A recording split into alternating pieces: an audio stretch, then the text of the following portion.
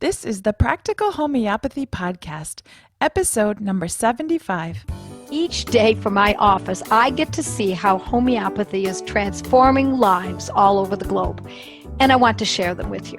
Some of my students have really caught my eye. Some of you have done all you can to learn how to cure those around you using homeopathic medicines, and your successes inspire me.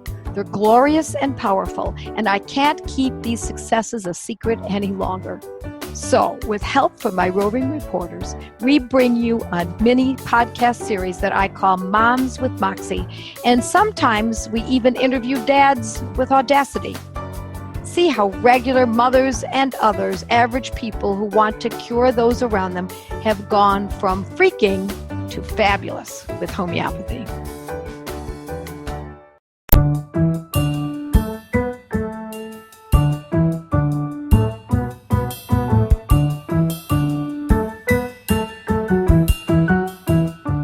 Hi, this is Kate, and today I am here with a very special mom with Moxie. She has some amazing stories that she's going to share with us, and it will have you in tears by the end of this podcast, I'm sure of it, but not sad tears. They'll be happy tears. So I'm excited for you all to get to meet Jennifer. Hi, Jennifer. Hi, Kate. Thanks for having me. Oh, of course. We are looking forward to hearing how you're using homeopathy because really in your family, you've seen some pretty drastic life-altering changes with homeopathy. And so I'm really excited to have you with us and to share your story. Thank you. Okay, so before we get too far, tell us a little bit about yourself. Yeah, so we used to live in New York and we moved a few years ago to Tennessee. We have animals, chickens, dogs, cats. I raised my 3 boys. We homeschool. We've been homeschooling since for 13 or 14 years now. And that's about it. One of the things that we're going to talk about today, Jennifer, has to do with something that happened before you moved from New York. Why don't you tell us a little bit about what happened while you were in New York and one of the reasons that you got into homeopathy? Yes, well, a few years ago, my son started exhibiting just signs of fatigue and just tiredness, headaches, things like that.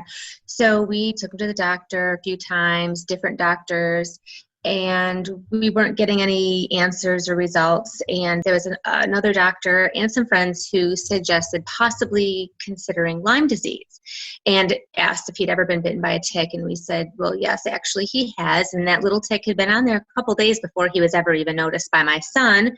So he started to continue to develop more signs of illness, but we couldn't get any positive Lyme disease test results. So we just kept looking for answers and moving along in that direction, the path of Lyme disease, just trying to find some connections because he was exhibiting all the typical signs you would see in someone with Lyme disease.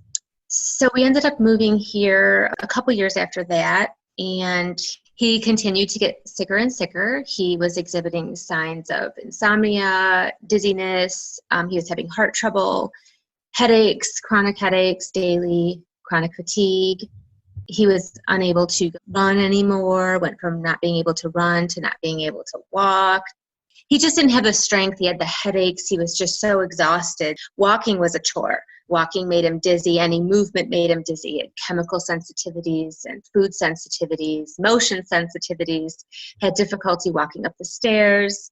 That was a big one. Walking up the stairs was hard for him to do. And I'm talking about 12 or 13 stairs.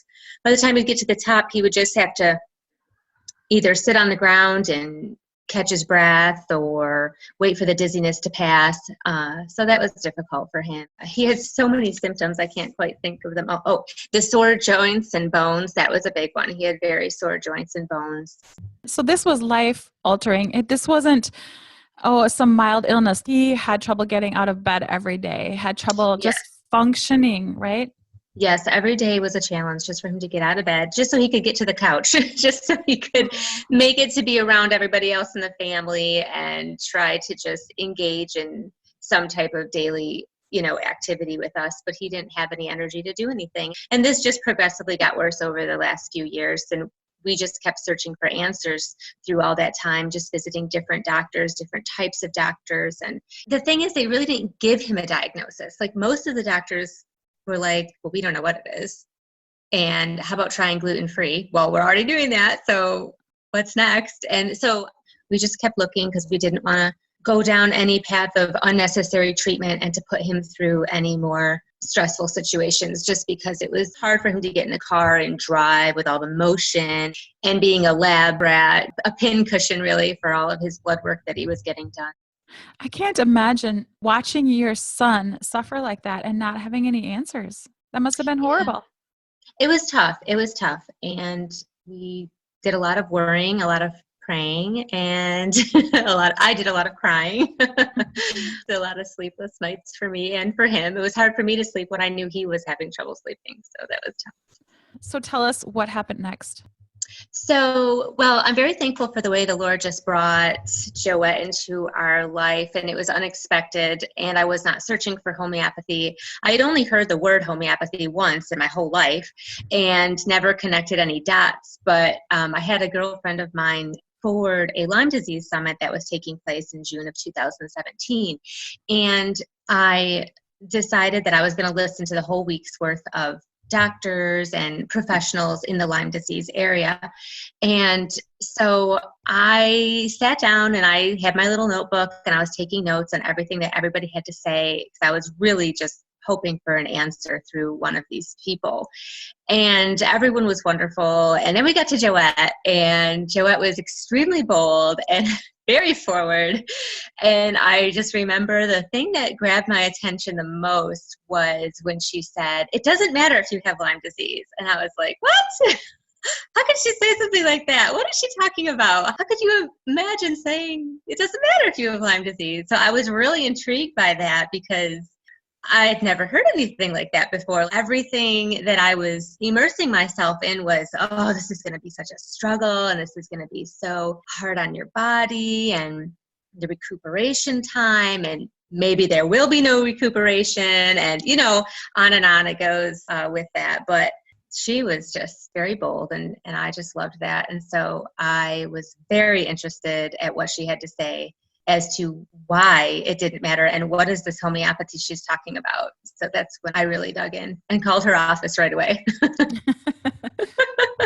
And you said you used a term for Joette. Oh, yeah. Yeah. She drops these big truth bombs on you. Yeah. That's right. Truth bombs. I love that. And that's what it was. When I first heard her say that, I literally could have fallen out of my chair if there hadn't been arms on it. I would have dropped right over. But I was like, what is this thing that she's talking about? How could it not matter? And she gave the example of the Iceman from 5,000 years ago, I think she said. And so she backed up everything she said. And I'll be honest, at first I was a little offended, because here we are in our daily grind of suffering. And how do we get out of this place that we're in? Because my child's getting older and older. He's got to graduate. He's got a life to live. And we can't get past the front door. So I was a little offended at first, but that's what I needed. We need to hear truth, and sometimes truth is a little shocking. Maybe it hurts a little bit, but it gets you to move. So. Right. So I'm interested to know, what was it like when you actually consulted with Joette? How did that go? Well, it was great. I was able to get an appointment with her. It took us a little while because I had to talk to my husband and, try to explain to him what homeopathy was, even though I really didn't have any idea. But I was just trying to learn as much as I could from Joette's blog and listening to these moms with Moxie podcasts and listening to her on Facebook when she does her live talks and things. And any recordings I could find, I was just trying to gather information so I could relate that to my husband. And we listened to her Fizzy Lizzy CD together, and that was really helpful.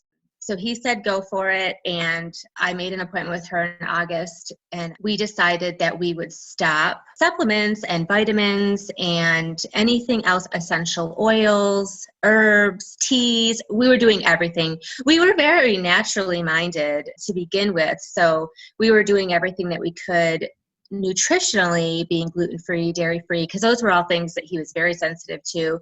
And so we had eliminated those things. And we lived on a farm in New York, and we were raising our own meat. And our own vegetables and things like that. So we were not guzzling soda and potato chips and the sad American diet or whatever they call it. Standard American. It is sad, but it's standard American diet.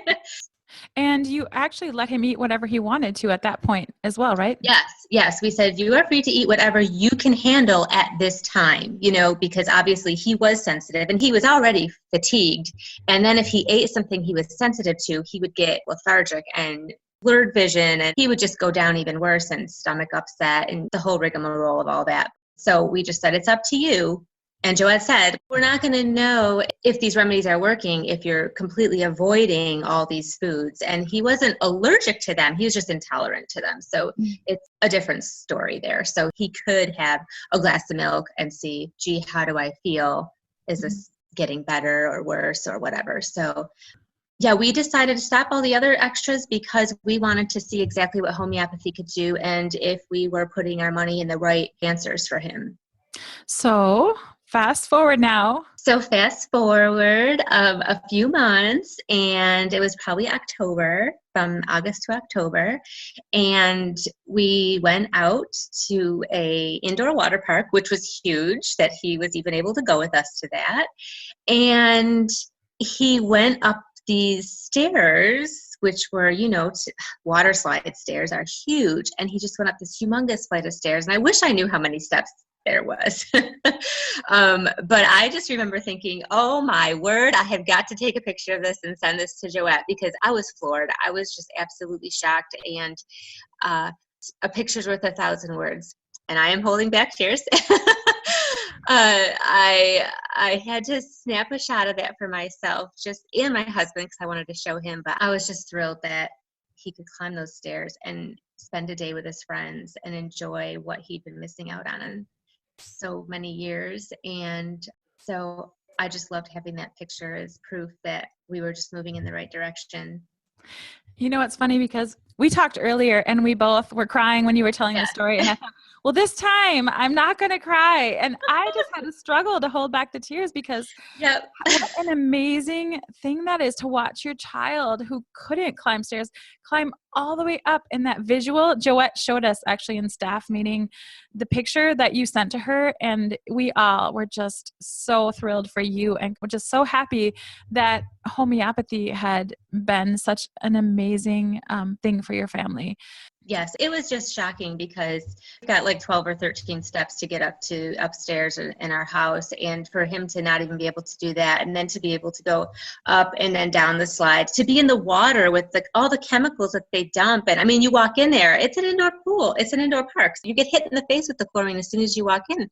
And for him to be able to do that in I think 3 months is a short amount of time for someone who has lived with chronic illness for a few years. So, I just can hardly ever tell that story without crying. and all the other ones like it, but it was just miraculous to see. Yeah, so. That's so great. I'm so happy for you guys.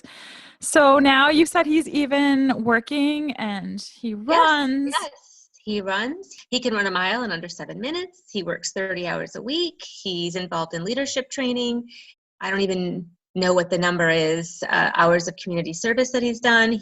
He went and assisted during Hurricane Florence for a whole week and was there passing out food and water and tarps and just helping people in need. I'm going to start crying again. I have to Oh my gosh. Probably everyone else that's listening is crying too at this point. I'm getting blurry-eyed. Teary-eyed. I can't see. So you were so sold on homeopathy that I think the next thing you did was you started a gateway group, didn't you? I did. That November, I mustered up, not knowing many people here because we had just moved here, I was able to muster up a couple girls. Started the gateway group because I wanted to make sure that I didn't have to rely on any over-the-counter meds, any antibiotics, or anything like that. I wanted to make sure that he could just keep moving in this direction of progression. And one of the things that Joette had said in the first meeting that we had back in August was she wasn't going to tackle it from a Lyme disease point of view. She suggested that it was a gut issue that we were potentially dealing with. So we went at it from a gut point of view, and that is working beautifully. Well, the way that you guys went about it was obviously very effective and has helped him to regain his life, which is nothing short of miraculous. I mean, not when we know about homeopathy and how it works, but just to see his life change like that is great. And I imagine you shouting from the rooftops about homeopathy now and Yes. how excited you are.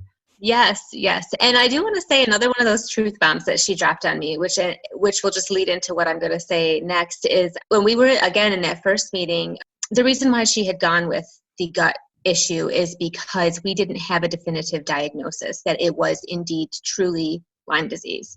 So one of the things she did say to me, though, about the supplements, she said, we were talking about supplements, and she said, so why are you supporting your problem? And I was like, I don't know. So explain a little bit more about what she meant by that. Yeah, the supplements weren't correcting the problem. We were on them to try to alleviate some of the discomfort, the tiredness, maybe some of the sore joints. It wasn't doing much of anything, honestly, but I didn't have any other answers to go on, so we just continued to use them. And so she was really just bringing that to light as to why do you continue to go in this direction if nothing is being accomplished. I think that's really good because we have to think about whatever it is that we are doing. Is it really correcting the problem, and what direction are we moving in? Is our body being healed, or are we just sort of getting by every day and nothing is significantly changing? I think that's what you're saying, if I'm hearing this correctly, that supplements were fine and maybe they'd help some, but if you went off the supplements, then there was no change really. He went right back to the same situation. Right. And we were just basically treading water. We were just sitting there treading water. Mm-hmm. We weren't moving in any direction. And that was another truth bomb, right? That was another truth bomb. And I literally sat there and I was like, I don't know the answer to that question. Do I have to have an answer? Because we really weren't seeing anything really come of taking all those vitamins and supplements and herbs and all these things we were doing. But I felt like I had to do something. I couldn't just sit by and do nothing. It just was making us feel a little bit better that something was being accomplished because we weren't getting answers anywhere else. So it was nice to hear the truth. Yeah. So tell us what your cupboards look like now if someone came over and needed something. Well, now my cupboards are strictly homeopathy. I do have some essential oils still in there. And after I took Joette's Gateway course, I felt very confident with being able to tackle illnesses that arose, whether they were acute or chronic. And so I decided to get out my garbage can and make my way through my cupboards to my pantry and my drawers. And I dumped over-the-counter meds and Tylenols and Advils and cold and flu and things like that. And even though we didn't really use them that often, because I did try to go the herbal and essential oil route and things like that, I still had them as my crutch in case I couldn't tackle the illness on my own. And we were able to see the beauty of homeopathy by eliminating migraines from our life and headaches and diarrhea and indigestion, heartburn. What else is there? Pink eye. There was so many things that we were using homeopathy for that would just pop up into our daily lives unexpectedly. And I had not reached for any of those things. I hadn't even reached for my herbs, my tinctures, which is what I essentially always reached for 99% of the time before I had homeopathy, because I didn't have anything else to go on except for those things. But I still love herbs and I still love essential oils, but I don't use them for tackling illness now. You know, if someone's looks like they're coming down with an ear infection, we just go to the appropriate remedy. And someone's getting a sore throat, we go to the appropriate remedy. And pink eye, not a problem. I laugh in the face of pink eye. It's I don't worry about that anymore. But before I would be like, oh, I hope I can heal it herbally or whatever. But I just, oh, you got a little pink eye? Take the right remedy. You're good, you know? And I don't know if you feel like I do, but when I hear of people investing in huge essential oil kits, I want to tell them, no, not that essential oils are bad, but get a No, yeah. homeopathy kit because it can Yes. save you. Yes, that's exactly it. And like I said, I still have my oils because number one, I love them and I spent a lot of money on them, but I use them for just enjoyment purposes. Okay, so after the Gateway 1 study group, did you take another course from Joette? I did. I ended up taking the Good Gut, Bad Gut course because I felt like I was ready to take my training wheels off and venture out on my own. And, so that's what we did. I took the Good Gut, Bad Gut, and I absolutely loved it. And it really just gave me a ton more confidence. And so I just loved that course. I really enjoyed it. And now you've been using homeopathy for a couple of years, and I imagine that you have a lot of other things that homeopathy has helped your family with. And I know there's one story in particular that you talked to me about. I know so many of the listeners would like to hear about, and that is your tooth story. So tell us about that. Yes, the tooth story. Well, it started last March, I think it was last March, and I went into the dentist and I had a cavity starting in between my molars, and I had one starting in my front tooth, which is horrifying to hear. And she told me that my x-rays showed that I was losing bone in my jaw. I had some bone loss. I was in the same section. I had receding gums starting. And also from a previous filling that I had had in that same section, I don't know if you'd call it tooth sensitivity, or after I had had a filling done there, I had a very hard time chewing or eating anything on that side. It would just shoot like electric pains through my jaw. So I was very cautious to avoid eating on that side of my mouth. So these were all these problems going on, and I was already gluten-free. I was trying all these things naturally to try. It didn't dawn on me yet to try homeopathy. You always put your kids first above yourself. You're like, I'll get to myself later. Yeah. So I was like, it's time to do something here. So when I got that information at last year's dentist appointment, and I had the x-rays and they were showing that I had those problems, as I scheduled for my filling, and I went home and panicked because I hate drilling, filling, cleanings, anything. I hate it all. So I called and I canceled, and I decided that I was going to do this. I was going to figure out how to reverse my tooth decay, essentially. And I went on Joette's blog. I read as much as I could whenever she talked about cavities. I went on the Weston A. Price website and read about the teeth on there. And I had also had the privilege of listening to Joette talk a lot about the benefits of raw milk and what it can do for your bones and your health and all that. So I was able to talk with her a little bit more when we had one of our meetings together. So fast forward a year, and I've been doing Calc Phos, Calc Fluor, and Silica or Silicea, and I've been taking those twice daily. And I went to the dentist this early April, and I had x-rays done. I was super excited to get my x-rays, which in all of our checks says no x-rays unless absolutely necessary. But I was like, oh, is it x-ray day? I'm so excited to get my x-ray. I really would want to see what, maybe I didn't really want to see. I was like, at least if it's halted, I'm happy. But I would have loved to hear that it had been reversed. So I had the x-rays done, and the dentist came in and he did his thing and he checked my mouth and everything. And she pointed out the cavity between my molars because that was of concern because I was supposed to have it filled and cancel that appointment. And he said, oh, there's nothing really there. No, you don't have to worry about that.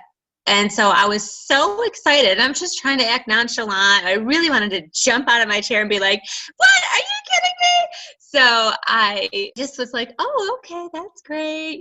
So then when he left the room, I was like, can you show me the before and after pictures? Can you pull up last year's x-rays? I have got to see this for myself. I want to see last year's x-rays compared to this year's. So she was really gracious, and she did that for me, and she showed me where the cavity was last year. And then there was just this teeny little speck of a little spot that she's like, no, there's essentially nothing there. And I was like, okay. So I knew that I had to keep going with my remedies because I'm not fully there.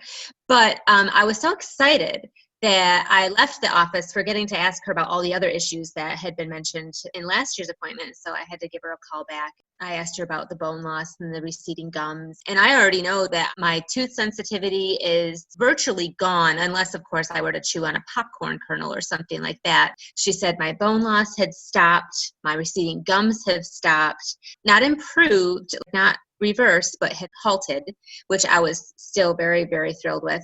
And I said, what about that front tooth cavity? Did you see anything there? She's like, no, you're good. I was like, good as in it's stopped, or good as in you don't see anything? Because that means something to me. I want to know exactly what we're looking at. And she said, oh no, there's nothing to see.